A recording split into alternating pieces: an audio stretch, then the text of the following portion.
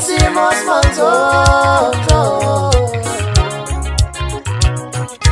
Joselinda beshisayo noma isimo simanzozo Le instrument ebhorayo njengokusho kwabantu okuyi-instrument kaKhuzani akaqale kuyidlala kwipucuzeko maskandi World Cup. Abantu abaningi ngempela enkundleni zokuxhumana ku-TikTok nako-Facebook bephumela obala ngempela bethi lama instrument ayabhora ngempela ngathi awesonto. Kodwa-ke kuthusa abantu abaningi ukuthi le instrument le abantu abaningi abathi iyabhora ihlanyisa abantu abaningi futhi lapho khona uKhuzani beqashe khona.